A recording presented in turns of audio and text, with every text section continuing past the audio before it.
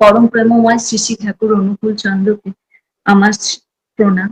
জগৎ জননী শ্রী শ্রী বড়মা শ্রী চরণে আমার প্রণাম। পরম পূজ্যপাদ শ্রী শ্রী বরদার চরণে আমার প্রণাম এবং পরম পূজ্যপাদ শ্রী শ্রী আচার্যদেবের চরণে আমার প্রণাম। উপস্থিত সকল মায়েদের রানন্দিত প্রণাম এবং জয়গুরু। আমরা আজকে কিসের জন্য উপস্থিত হয়েছি? আমরা আজকে উপস্থিত হয়েছি ঠাকুরের কথা বলার জন্য।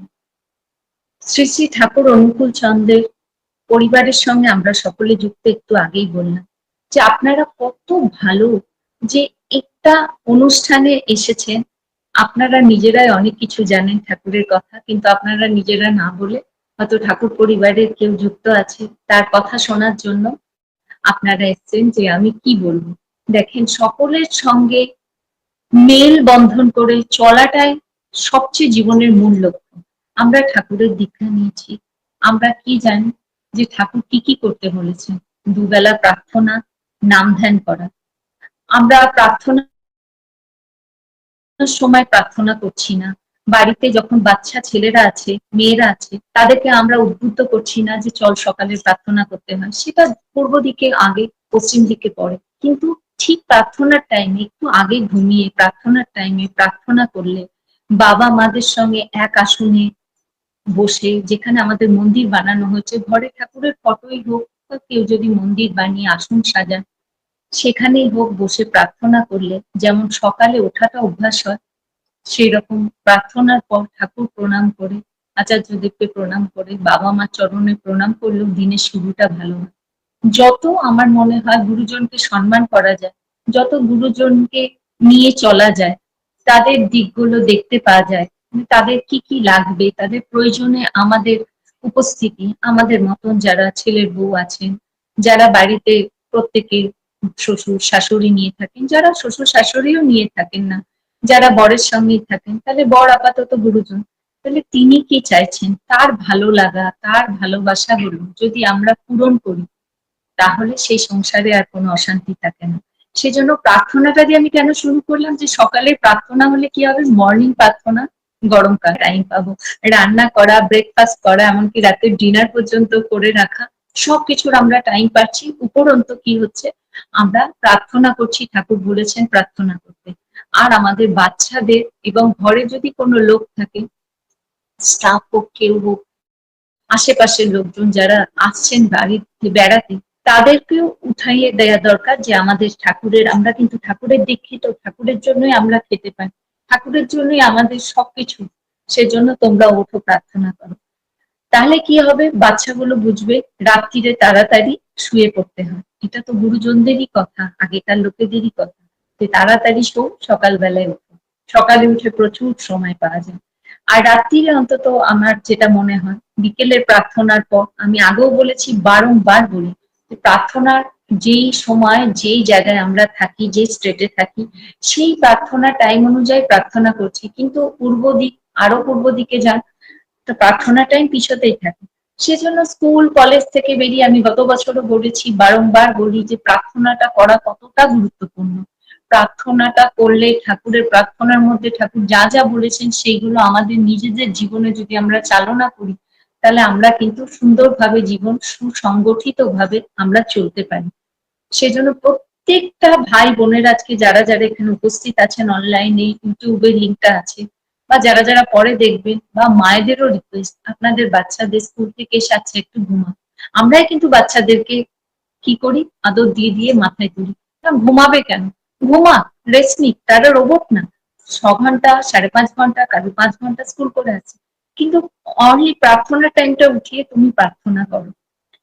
শ্রদ্ধা করলে শ্রদ্ধায় ফিরে আসে। আমি যা যা আমি করব, আমি যা যা জীবনে আমি চালনা করব, যা যা আমার গুরুজনদের দেখে শিখে আমার বাড়ির পরিবেশে আমার বাচ্চাদেরকে শেখাবো, সেই বাচ্চাগুলো কিন্তু তাই তাই করবে এবং সেগুলোই সুন্দর হয়ে ফিরে আসবে। সেই জন্য দুবেলা এটা করবেন।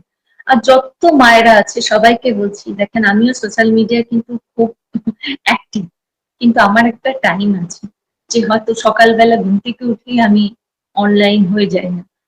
আমি কি বলবো, হোয়াটসঅ্যাপ বলেন, যারা আমাকে প্রতিদিন জয়গুরু সেন্ড করেন তারাও জানেন, 9টা 10টা কখনো 11টা, কারণ আমার সময় আমার পরিবার, পরিবারকে আমি দেব। পরিবার ছেড়ে তারপরে আমি সবার সঙ্গে গল্প করব, কথা বলবো, কিন্তু একটা নিজের বাউন্ডারিটা টেনে, গোল করে টেনে তারপরে কথা বলা। আপনাদেরকে আমার এটাই বলা যে ঠাকুর নিয়ে আমরা চললে আমরা নিয়ন্ত্রণ করতে পারি, নিজেদেরকে আত্মনিয়ন্ত্রণ করতে পারি। আত্মনিয়ন্ত্রণ কখন হয়? যদি ঠিক করে, আবার বলছি, দুবেলা প্রার্থনা আর নাম ধ্যান করা হয়। সকালের প্রার্থনা এবং বিকেলের প্রার্থনার পর নাম ধ্যান করা, এটা একদম সকলের উচিত। আর ভোরবেলায় ঘুম থেকে উঠে আপনি যখনই ঘুম ভাঙলো, আপনি ঠাকুরকে স্মরণ করে করেন, ঈশ্বরীতির আগেও করতে পারেন, আপনি নাম ধ্যান করেন। আমি তো নাম ধ্যান করি সকালে উঠে, তারপর তো ঈশ্বরীতি করি, চান টান করে ঈশ্বরীতি করি। তা যাই হোক, সকালে ঘুম থেকে উঠে ঠাকুরকে স্মরণ করে আমি ঘুম থেকে উঠছি, কারণ তিনি ছাড়া আমার কেউ নেই। সবচেয়ে আপন কে আমাদের? তিনি। তার জন্যই আমি সন্তান পেয়েছি, তার জন্যই আমি বর পেয়েছি, তার জন্য এত বড় ঘর পেয়েছি, এত সুন্দর জায়গা আমার বিয়ে হয়েছে, এত সুন্দর আপনাদের পেয়েছি, যারা প্রমাণ নয় প্রতিটা পদক্ষেপে আমাদেরকে রক্ষা করছে, বাঁচিয়ে যাচ্ছেন। ঠাকুর বাড়ির সকলকে আপনারা মন প্রাণ দিয়ে ভালোবাসেন। কোথায় কত দূরে আপনারা থাকেন, বসে আছেন আমি কি বলবো সেটা শোনার জন্য। হয়তো ফালতু কথাও হতে পারে আপনাদের জন্য, আপনারা অনেক কিছু জানেন। বললাম যে যারা আমার থেকে অনেক দিনের দীক্ষিত আছে, তাদের কাছ থেকেও আমার শেখার আছে। শেখার কোনো বয়স নেই। ছোটর কাছ থেকেও শেখা যায়, বড়র কাছ থেকেও শেখা যায়, ছোটরাও টিচার হওয়া যায়। যে কেন আমি যেটা জানি না সে আমার টিচার হতে পারে না? আপনাদের মধ্যে হয়তো কেউ আছেন যাকে আমি শিখতে পারবো আরো কিছু, যে মা এরকম ভাবে বললে ভালো হতো, মা ওরকম ভাবে কথাটা বললে ভালো হতো। সেই জন্যই মানুষ আপনজন, সবাই সকলের আমরা আপনজন, আপনারা আমার সবচেয়ে আপনজন। তাই এই আপনজনকে আমরা কি করে পেয়েছি? ঠাকুরের দয়া পেয়েছি। ঠাকুরের যদি দীক্ষা না নিতাম, ঠাকুর বাড়িতে আমার বিয়ে না হতো, ঠাকুরের দীক্ষা না নিতাম, তাহলে আপনাদের আমি কোথায় পেতাম? আপনাদেরকে আমি পেতাম না, আপনাদের মতন ভালোবাসার লোক আমার চারিদিকে গণ্ডিতে আমার থাকতো না। আমি এত জানতে পারতাম না, শিখতে পারতাম না। আমি এখানে এসে কত কিছু শিখেছি। শ্রী শ্রী আচার্যদেব কি বলে, যে দীক্ষা নিয়ে তোমাদের জীবনে কি কি তোমাদের উন্নতি হয়েছে সেগুলো বলো। আমি প্রত্যেকবার এই লিঙ্কে থাকি, হয়তো একই কথা হয়ে যেতেও পারে, আমি জানি না আমি কি বলছি। আমি ঠাকুরের কথাই বলছি, এইটুকুনি আমি জানি। কারণ মঙ্গল চেয়ে আমি কথা বলছি, কারণ অমঙ্গল চাই না, এইটুকুনি আমি জানি। তা ঠাকুরের মঙ্গল প্রার্থনার জন্য আমাদের নাম ধ্যান করা উচিত। নাম ধ্যান করলে আত্মনিয়ন্ত্রণ বাড়ে। আপনারা করে দেখেন, প্রথমে 10 মিনিট, 15 মিনিট, অনেক কিছু ভেসে আসবে, ছবি, অনেক কিছু মনে হবে, যে আজকে সকালে কি হলো, আচ্ছা কালকে কি হলো, রাতে কি হলো, বিশেষ করে হাউস ওয়াইফদের, গৃহবধূদের। কিন্তু কনসেন্ট্রেশন করে আগ্রা চক্র দেখে নাম ধ্যান করলে আপনার মনে এত শান্তি লাগবে, আপনার ইনটিউশন বেড়ে যাবে। তখন লোকে কি বলছে, 5 জনের মাঝখানে দাঁড়িয়ে লোকে কি বলতে চাইছে আপনাকে, কি বলছে, সেটা আপনাদের বেশি মনে লাগবে। মানে আপনারা বুঝতে পারবেন, মুখ দেখলে বুঝতে পারবেন। সেই জন্যই বলেন যে আচ্ছা, সকলে খুব বুঝতে পারেন। এই বাড়ির অনেকে কথাই বলেন যে ইনি তো খুব বুঝতে পারেন, ইনি কি করে বুঝলেন? একমাত্র তাদের নাম ধ্যানের জন্য। আমি এই বাড়ির বউ হয়ে বলছি, 26 ইয়ার্স আমি এই বাড়ির বউ। ইনারা এত নাম ধ্যান করেন, এত নাম ধ্যান করেন, এত লোকের সুখ চিন্তা করেন, লোকের ভালো চান। তাদের কাছ থেকে আমি তাদের কারুর হয়তো আমি ভাইয়ের বউ, কারুর ছেলের বউ, কারুর হয়তো আমি ওয়াইফ, আমার নিজের হাজব্যান্ড এবং আদার সবাইকে দেখে বলছি, তাদের কাছ থেকে আমি এখনো শিখছি। আমি বললাম যে শেখার কোনো বয়স নেই। তাদের কাছ থেকে শিখি কি করে জীবনকে নিয়ন্ত্রণ করতে হয়, কি করে সুন্দর করে ঠাকুরকে নিয়ে চলতে হয়। তা যাই হোক, আমার মনে হয় মানুষ সবচেয়ে ইম্পর্টেন্ট আমাদের ঠাকুরের জগতে। কি সৎসঙ্গ শেখানোর পর আমরা এখানে শিখতে এসেছি, আর এখানে এসে আমরা কি শিখেছি? যে মানুষকে আপন করে নেওয়া। ঠাকুরও চাইতেন টাকা পয়সা কোনো কিছু কিন্তু সারা জীবনের নয়।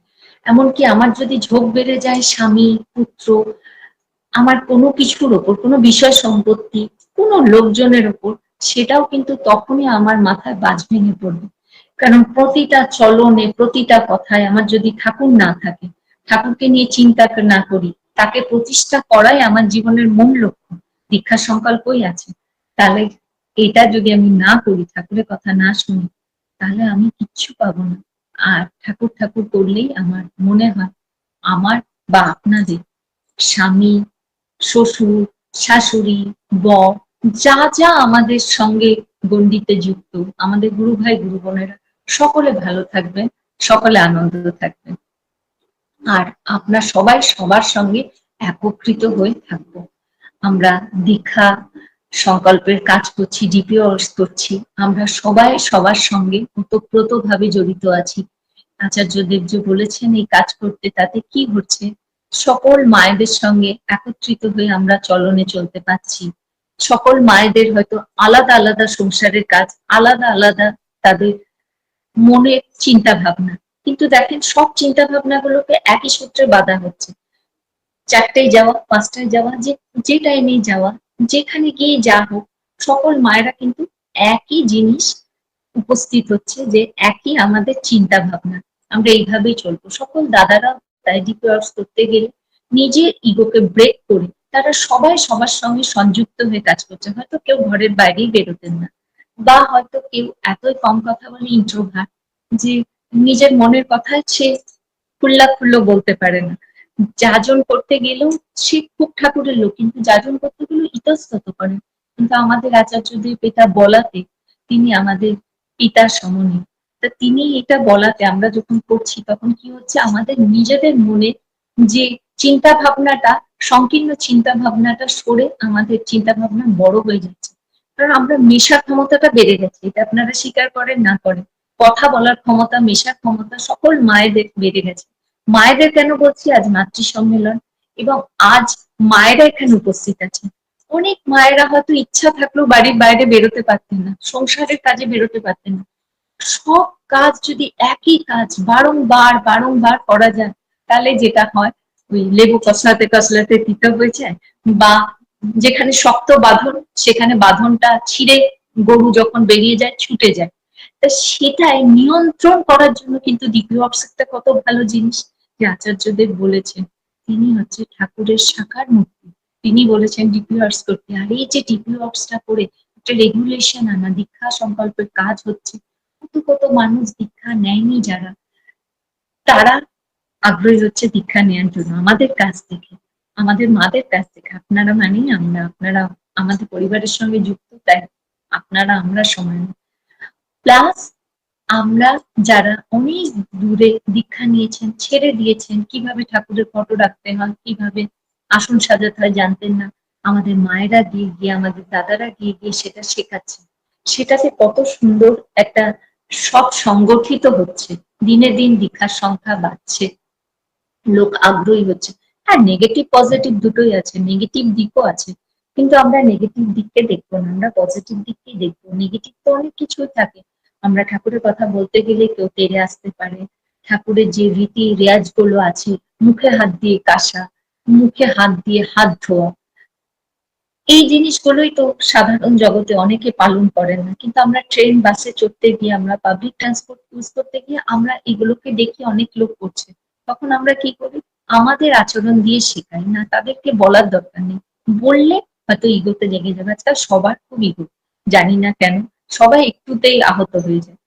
কিন্তু ইগো ছেড়ে আমরা ঠাকুরের লোক তখনই হব, যখন আমরা সেই মানুষটাকে আমরা শেখাবো।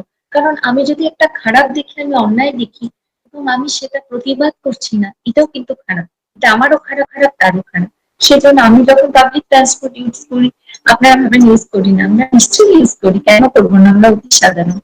আর যখন আমি ইউজ করি, তখন আমি এরকম টাইপের লোক দেখলে আমি আচরণটা করি, শিখিয়ে দিই, তার সঙ্গে ভাব করার চেষ্টা করি, তাকে বলি যে দেখেন এইগুলো করলে আনহাইজেনিক, সাইন্টিফিক্যালি দেখায় ঠাকুরের যে রীতি আছে, সদাচার কিভাবে পালন করতে হয়, সেটা পুরোপুরি সাইন্টিফিক্যালি ঠাকুর দেখিয়েছেন। কত কত যুগ আগে, তিনি তো সায়েন্টিস্ট ছিলেন, তিনি ডাক্তার ছিলেন, তিনি উকিল ছিলেন, তার বই পড়লে তো সবকিছু জানা যায়, সবকিছু ছেড়ে তার বই পড়তে ইচ্ছে করে।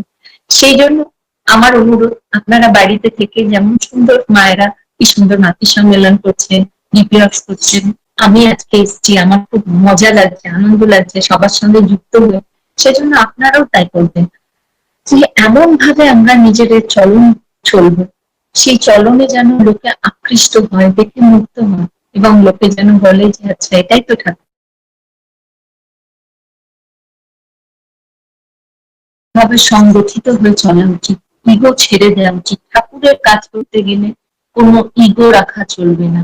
ইগো অর্থাৎ নিজের হার্ট হয়ে যাওয়া, একটুতেই কে কি বললো আমার বুকে নিয়ে নিলাম। অনেকে অনেক কিছু বলে। সামান্য কিছুদিন আগে আমি একটা ঘটনা বলছি। কে কারা আমি বলতে চাই না, কিছুদিন আগেরই ঘটনা, অনেক আগে আমার সঙ্গেই ঘটেছে। আমি জানিও না কেন ঘটলো, কিন্তু ব্যাপারটা হচ্ছে যে কেউ একজন আহত হয়েছে, হয়তো আমার কোনো আচরণে আহত হতে পারে। আমি তো সবসময় চেষ্টা করি যে ইনিশিয়ালি যেন কারোর সঙ্গে কোনো দুর্ব্যবহার না করতে। এটা আমি আমার কিন্তু বরকে দেখেই শিখেছি। আমার বর নারকোলের মতন। আপনারা যারা দাদার সঙ্গে মিশেছেন, দাদার বাইরেটা খুব শক্ত, দেখে মনে হবে খুব শক্ত, ভিতরটা খুব নরম। আমি 26 বছর সংসার করে তার কাছ থেকে অনেক কিছু শিখেছি, আজও শিখছি। কিভাবে বাথরুমেরও গামছা মেলতে হয়, কিভাবে বাথরুম পরিষ্কার করতে হয়, নিজের কাজ নিজেকে করতে হয়। এবারে প্রত্যেকেই তাই, কিন্তু যেহেতু আমি আমার বরের ওয়াইফ, আমার বরকে দেখি আমি আমার চলনটা শিখেছি। অসাধারণ ভাবে তার চলন, তার মধ্যে আজ পর্যন্ত আমি কোনো দুনম্বরিতা দেখিনি। তা যাই হোক, আমি সবসময় তাকে ফলো করি এবং তাকেই মেনে চলি। এই কথাটা বলার অর্থ যে নারায়ণ ছাড়া লক্ষ্মী হয় না। তা নারায়ণের পুজো করা উচিত সব সময়। মানে বড় মা, শ্রী শ্রী জগৎজননী বড় মা, তার খাওয়া পড়া, সাজ স্বচ্ছন্দ, যত কিছু সবার আগে ছিলেন পরম প্রেমময় শ্রী শ্রী ঠাকুর অনুকূল চন্দ্র। তিনি খাওয়ার আগে যখন উঠতে পারতেন না, তখনও তিনি ঠাকুরের খোঁজ নিতেন যে পরম পিতা খেয়েছেন তো, শ্রী শ্রী ঠাকুর খেয়েছেন তো, নিজের বরকে ঠাকুর বলেই জ্ঞান করতেন। এটা আমরা কজন পাই। তার কাছ থেকে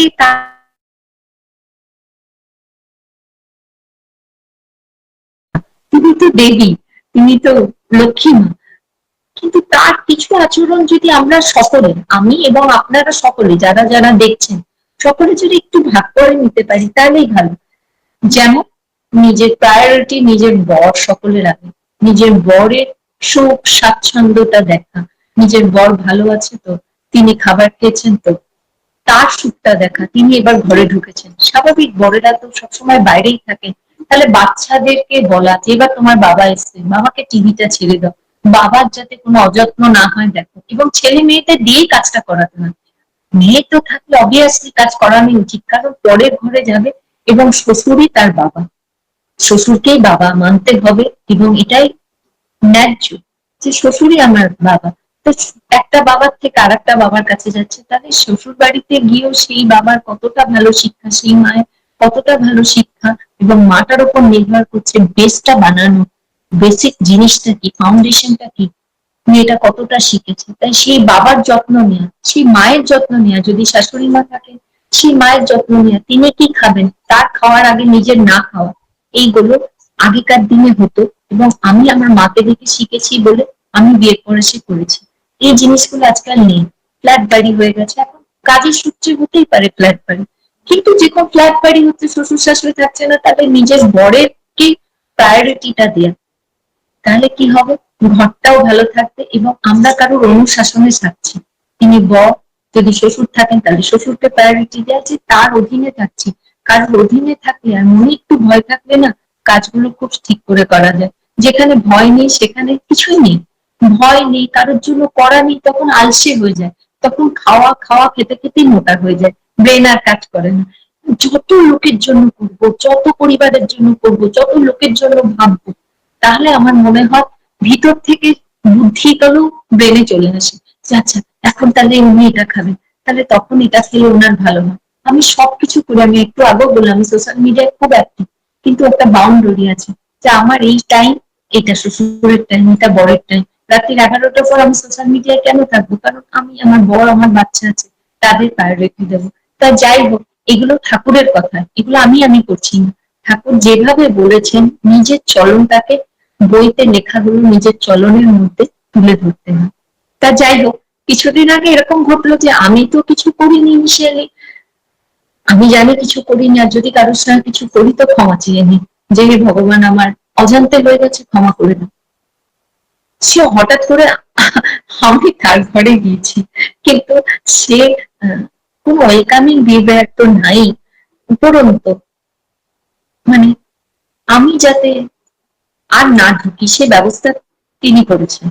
মানে আমি যাতে না ঢুকি, মানে আমি কি বলবো, মানে ঢোকা উচিত না, তুই আমার ঘরে বা তুমি আমার ঘরে ঢুকবে না, এরকম একটা ব্যাপার, তুমি আমাকে প্রণাম করবে না। তা যাই হোক, এই আচরণ যদি কেউ করে, তাহলে কেউ, আপনাদেরও বলছি, সাবধান হয়ে যাবে যে কখনো কেউ হয়তো আপনার ঘরে কম যায়, তাতে আপনার মনে রাগ আছে, কিন্তু যেদিন সাডেনলি সে গেল, কোনো গুরু ভাই গুরু বোনের কথা বলছি, আমার ক্ষেত্রে গুরু ভাই গুরু বোন আসবে সাডেনলি, হয়তো কারো কাউকে নর্মালি পছন্দ হতেই পারে, কারো কারো ভালোবাসার জায়গায় কেউ থাকতেই পারে না। তো যাই হোক, কেউ কারোর আপনজন হয়ে কেউ কারোর ভালোবাসার জায়গায় বিচরণ করছে, কিন্তু আমি ভাবছি যে এ আমাকে পছন্দ করে না, দ্যাটস নট ট্রু। সে অবশ্যই পছন্দ করে বলেই সে কত মিনিটের জন্য তোমার ঘরে গেছে, যখন ঘরেই ঢুকেছে তখন তার সঙ্গে দুর্ব্যবহার না করা উচিত। এটা ঠাকুরের লোক হয়ে ওঠা হলো না। কিন্তু আমি যত লোকের সঙ্গে দুর্ব্যবহার করবো, যত আমি লোককে বলবো যে এরকম এসো না, চলে যাও, কেন আসছো, তুমি তো এখানেই তোমাকে দেখি বেশি, আমার কাছে তো আসো না, এইসব কথাগুলো বচপন উঠে আসে, মানে নট ম্যাচিওর, ম্যাচিউরিটি তার ঝরে ঝরে পড়ে। তা যাই হোক, আমি তো আর যাবো না, কারণ আমার ইগো নেই, কিন্তু রেস্ট, রেস্ট অ্যান্ড পিস, যেখানে শান্তি আছে সেখানেই থাকবো। তা সেরকম রেস্ট অ্যান্ড পিসের জন্য একটু দূরে থাকবো, কিন্তু আমি যদি তাকে ভুলটা ধরিয়ে না দিই, তাহলে সেটা আমারও যতটা ক্ষতি তারও ক্ষতি।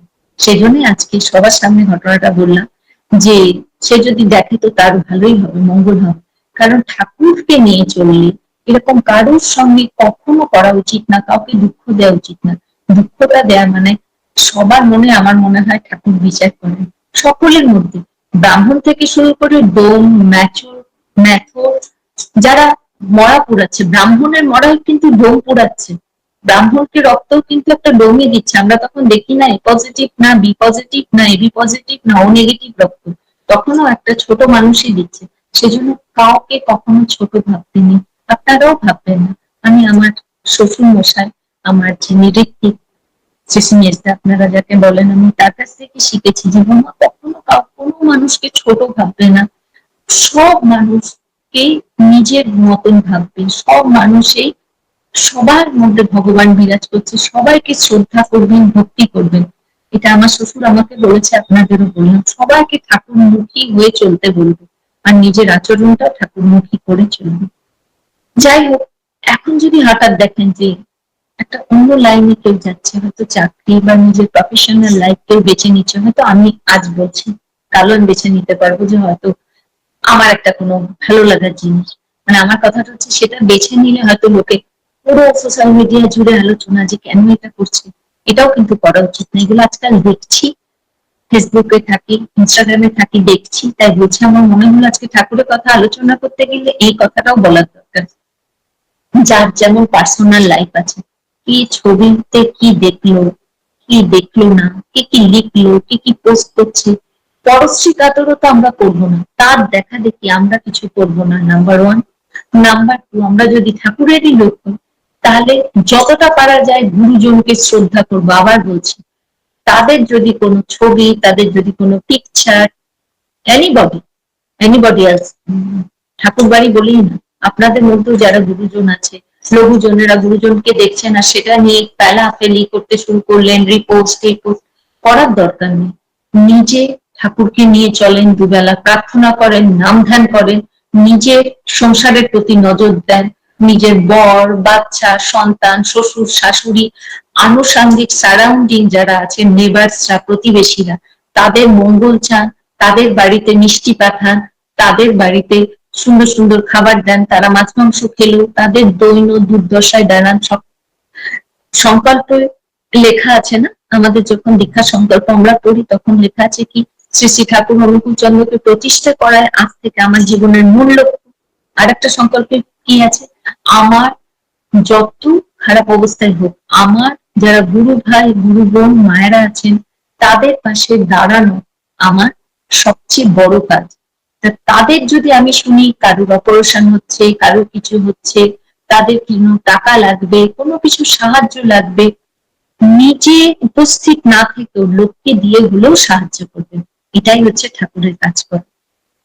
সেজন্য আজে বাজে কোথায় কি হচ্ছে কোথায় না হচ্ছে সেটা আমরা দেখবো না, যার যেটা পার্সোনাল লাইফ করুক, কেউ যদি গান করতে পারে, গানটা কারোর ভালো লাগে, এই যে আজকে যেমন সব মায়েরা গান করলেন, নতুন মাদের সঙ্গে আমার পরিচয় হলো, সেই গানগুলো যদি তারা করতে পারে, তাহলে কেউ যদি ড্যান্স করতে পারে, তার যদি কোনো ড্যান্স ভালো লাগে, কারোর যদি অভিনয় ভালো লাগে, সে যদি অভিনয় চান্স পায়, তাহলে আমাদের কোনো আপত্তি নেই। গানটা ভালো আর অভিনয় আর নাচটা খারাপ, সেটা কে বলেছে? এটা কেউ তো বলে দেয়নি। এটা ঠাকুরের কোথায় লেখা আছে যে গান ভালো আর নাচ আর অভিনয় কোনো কিছু ভালো না? যে এটা অভিনয়টাকে পেশা মনে করে, সে তার পয়সা ইনকামের জন্য অভিনয় করবে, তার প্রতিভার জন্য অভিনয় করবে। আমরা তাকে কেন বাধা দেব? সে কি ঠাকুর থেকে বিরোধী আছে? না।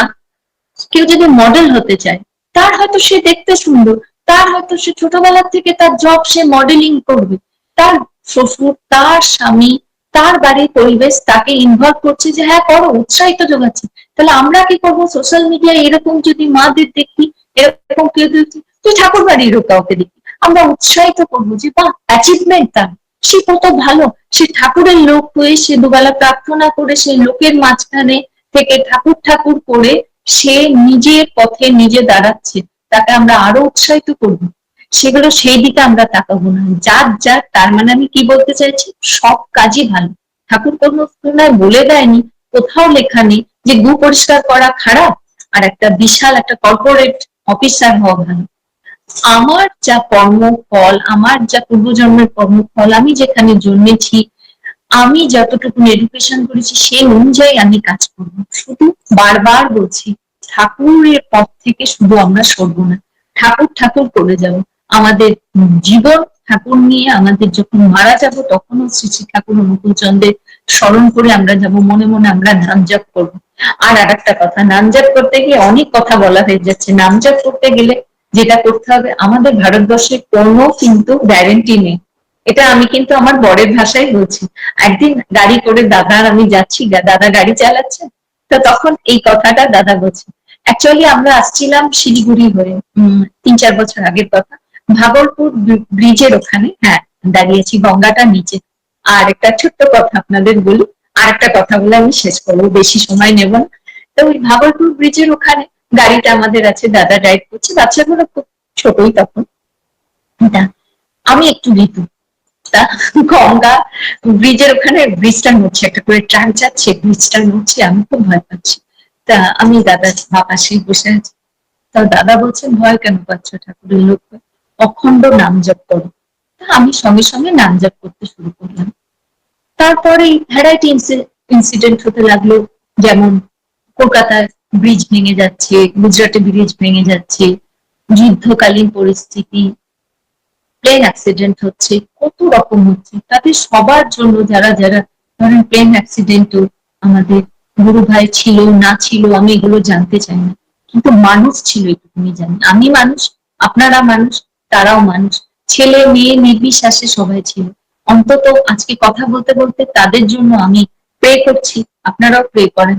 তারা যারা অসুস্থ হয়ে তারা অচানক মারা গেছে, আজ আমিও হতে পারি, কাল আপনারাও হতে পারেন। প্লেনে যাচ্ছি, হঠাৎ মারা যাচ্ছি, কাল কি হবে আমরা জানি না। তা যারা অসুস্থ হয়ে মারা গেলেন, এরকম আচানক মারা গেলেন, যিনি বেঁচে আছেন তার তো খুব সৌভাগ্য। আর যারাও মারা গেছেন তাদের জন্য প্রার্থনা করি যেন সেসব সকল আত্মার শান্তি হয়, সকলে যেন পরের জন্মে তারা ঠাকুরের লোক হয়ে ওঠে, ঠাকুর ঠাকুর করুক। হয়তো ঠাকুরের দীক্ষিত অদীক্ষিত এই নিয়ে কোনো কথা নেই, ঠাকুর সবাইকে বাঁচাবেন, দীক্ষিতকেও বাঁচাবেন, অদীক্ষিতকেও বাঁচাবেন, কারণ তিনি ইউনিভার্সাল। ইউনিভার্স কি তো তিনি বাঁচাচ্ছেন, পৃথিবীকে তিনি বাঁচাচ্ছেন। সে হয়তো যুদ্ধ হলে, ভূমিকম্প হলে শঙ্খ বাজায়, প্রণাম করে, ধরতি মাইয়া আমরা মা বলি, সেই লক্ষ্মী মা, জগৎজননী বড় মা, সেই ঠাকুর। ঘুরে ফিরে আমার ঠাকুরের কথা আমি বলবো। তা আমি যেটা বলছি যে তাদের হয়ে প্রার্থনা করলাম, আপনারাও করেন যেন তারা ভালো জন্ম নেয়। তা যাই হোক, অখণ্ড নাম জপ আপনারাও করবেন। আমার বরের কাছ থেকে এটা শেখা। তারপর আমি নিজে ড্রাইভ করি, যখন বাচ্চাদের সঙ্গে যাই, 2 বাচ্চাই ড্রাইভ করে। ট্রেনে যাচ্ছি, প্লেনে যাচ্ছি, বাচ্চারা কলকাতায় পড়াশোনা করতো, আমি নিজে প্লেনে যাচ্ছি, আমি কিন্তু অখণ্ড নাম জপ করি। কারণ দাদা বলছে কোনো ট্রাস্ট নেই ভারতের ব্রিজ আর রাস্তার উপর, ইঞ্জিনিয়ারদের উপর ট্রাস্ট করা যাচ্ছে না, ওয়েদার উপর ট্রাস্ট করা যাচ্ছে না। হয়তো তারা ভালো করে বানাচ্ছে 100% দিন, কিন্তু এমন ওয়েদার যে মাঝখানে গর্ত, খাতরা খাতরি। সেই জন্য রান্নাই করেন যাই করেন, ঠাকুরময় হয়ে চলতে হবে, অখণ্ড নাম জপ করে রাস্তায় যেতে হবে। আর আমাদের আচার্যদেব আমার যে দাদা, আমি দাদা বলি, তা বড়দা বলেন কি, আচার্যদেব একটা কথা বলেন যেটা খুব ইম্পর্টেন্ট, আপনাদেরও বলছি কারণ আমি তো ঘরের পাশে থাকি, আমি শুনি, আপনারা শুনতে পারেন না তাই বলছি। উনি একটা কথা বলেন যে আমরা যা কিছু করি ঠাকুরকে উদ্দেশ্য করে করবো, খাবার সময় প্রণাম করে ঠাকুরকে উদ্দেশ্য করে আমরা খাচ্ছি। আমি আজকে যখন মাতৃ সম্মেলনে বলছি, আমি কিন্তু ঠাকুর প্রণাম করে আগেই প্রে করেছি, ঠাকুর আমি আজকে মাতৃ সম্মেলনে বলছি, তোমার কথাই যেন বলতে পারি, আমি যেন না করি, করাটা তোমাকে প্রতিষ্ঠা করাই আমার জীবনের মূল লক্ষ্য। আজকে যেন মাতৃ সম্মেলনে তোমাকে আমি প্রতিষ্ঠা করতে পারি, ফালতু কথা আমি না বলতে পারি, তোমার কথাই যেন বলতে পারি। এরকম রাস্তাঘাটে যাওয়া, চান করা, হাগা মোটা, বাচ্চা সামলানো, যা যা কাজ আমাদের, যা যা ইচ এন্ড এভরিথিং কাজ, সেগুলো ঠাকুরকে বলে করতে হবে। ঠাকুরকে না বলে কোনো কাজ করা যাবে না। রিসেন্টলি আমিও একটা কাজে গেছিলাম কলকাতায়, আমার বড় ছেলে আমাকে নিয়ে গেছিল, খুব গুরুত্বপূর্ণ কাজ ছিল, সেটাও কিন্তু আমি ঠাকুরকে বলে গেছি। এবং ঠাকুর পার্লারে আছেন, আমি জানি আমার সঙ্গে আছেন, এবং যখন আমি ওই প্ল্যাটফর্মে উঠছি তখন আমি ঠাকুরকে স্মরণ করছি, ঠাকুর আমি যেন ঠিক মতো 100% আমার দিতে পারি, এবার তোমার ইচ্ছা হলে তুমি আমাকে এগ্রি করবে, না ইচ্ছা হলে এগ্রি করবে না, এইভাবে জীবনটা চালনা করা উচিত। তো যাই হোক, আজকে অনেক রকম কথা হয়ে গেছে, অনেকক্ষণ আমি সময় নিয়ে নিয়েছি, কারণ কম টাইমেই বলা উচিত, এটাও আমার বর সবসময় বলে কম টাইমে বলবে, ঠাকুরের কথা বলবে। আর একটা কথা যেটা দাদা সবসময় বলে, মানে আমার হাজব্যান্ডের কথা বলছি, যে ভালোবাসা, ঠাকুরকে ধরে কি শিখেছো? আমি এটুকুনি শিখেছি, ঠাকুরকে ধরে ভালোবাসতে শিখেছি, কাউকে ঘর থেকে বের করে দিতে শিখিনি, কাউকে বলতে উচিত না বা বলতে শিখিনি যে আমার থেকে দূরে থাকো, আমাকে তুমি প্রণাম করবে না। ঠাকুরকে নিয়ে চলে এটুকুনি বলতে পারি, তুমি আমার, তুমি আসো, আমার কাছে আসো, যদি আমাকে ভালো লাগে আমি একটু হলেও আমার কিছু জিনিস থাকলে আমি তোমাকে সাহায্য করবো, এবং সকলকে আপন করে নেব। এটা আমাদের আচার্যদেব সারাক্ষণ শেখাচ্ছেন, সকাল থেকে রাত অব্দি তিনি বসে থাকেন নাট মণ্ডপে, দুবেলা প্রার্থনা যাওয়া প্লাস নাম ধ্যানে যাওয়া, 8:30 তিনি লম্বা মানুষ, এটুকুনি টাইম বসতে গেলে আমি একবার এরকম একবার এরকম করছি, যেটা করছি সেটা দেখতেই পাচ্ছেন, কিন্তু উনি দেখেন অতটা লম্বা মানুষ, 6 ফিট লম্বা মানুষটি বসে বসে বসে বসে আপনাদের কথা ধৈর্য ধরে শুনছেন, ধৈর্য ধরে বলছেন, তাহলে তাকে দেখেন তিনি কতটা ঠাকুরের, কতটা ধৈর্য, কত রকম কথা আসছে, কত রকম, তিনি হয়তো রেগেও যেতে পারেন, কিন্তু যখন তার বলা তখন তামাকেশ্বরে বলছেন, একদম গর্জে বলছেন যেমন সিংহ বলে, কিন্তু যখন সুন্দর করে কথা বলেন সুন্দর করে বলছেন। এই চলনগুলো আমরা ফলো করবো। আমরা নাটমণ্ডপের সামনে থেকে আমরা মোবাইল তুলে আমরা লাইভ করছি, সেটা করা না, আমরা একটুখানি দুদিন হয়তো ঘর পাচ্ছি, দুদিন দেওঘরে থাকছি, তাহলে তিনি কি বলছেন সেগুলো শুনবো এবং সেগুলো নিজের চরিত্রের সঙ্গে আমরা নিজেরা সেটা চালনা করবো। তা এইভাবেই শেখা, এইভাবেই করা, বাড়ির আমার এই বাড়ির প্রতি প্রত্যেকে এইভাবেই চলে। আমার বরকেও দেখি সাইকেল ইউজ করেন, হাঁটেন, যতটা পারেন কম গাড়ি চালান, তাকে দেখে দেখে আমি শিখছি, আমারও মাঝে মাঝে মুখ থেকে বেরিয়ে যায়, জানেন, চলো না আমি তুমি গাড়ি করে যাও, তারপর মনে হয় আমি তো এই বাড়িতে বিয়ে হচ্ছে, গাড়ি পেয়েছি, যদি সাধারণ ঘরে বিয়ে হতো আমার কি গাড়ি থাকতো, হয়তো নাও থাকতে পারতো, কিন্তু সাধারণ ভাবে চলন করি না, চলেন তোমার সঙ্গে হেঁটে, এটা মজা, হয়তো এই বাড়ির বউ হয়ে এটা শিখেছি, বা আমি আমার বরকে দেখছি বলে আমি শিখেছি। কিন্তু যাই হোক, নিজের নিজের বর শ্বশুর শাশুড়িকে ভালোবাসবেন, আবার বলছি নিজের নিজের ঘরকে ভালোবাসবেন, বেশ আমাদের ঘর ফাউন্ডেশন, ফাউন্ডেশনটা ভালো রাখলে যতই বাড়ি তোলেন ভাঙবে না, সেরকম যতই জীবনে ঝড় ঝঞ্ঝা অসুস্থতা যত কিছুই না আসুক না কেন, কখনো ভিত ভেঙে যাবে না। নিজের বর শ্বশুর শাশুড়ি, নিজের পরিবার বা হোল ফ্যামিলি, যেমন আমি জয়েন্ট ফ্যামিলিতে আছি, আমি জয়েন্ট ফ্যামিলিরও মেয়ে, সব জয়েন্ট ফ্যামিলিকে একত্রিজনেরা কিছু বলে মন খারাপ হতে হবে না, সেটা মেনে চলবো, কারণ তারা তো ভালোর জন্যই বলছে, তারা গুরুজন কি করে হচ্ছে, 1 বছর হলেও তো বড়, তারা বলছে আমরা শুনবো। যাই হোক, আপনারা সকলে সুস্থ থাকেন, ভালো থাকেন, আমার আনন্দিত জয়গুরু প্রণাম।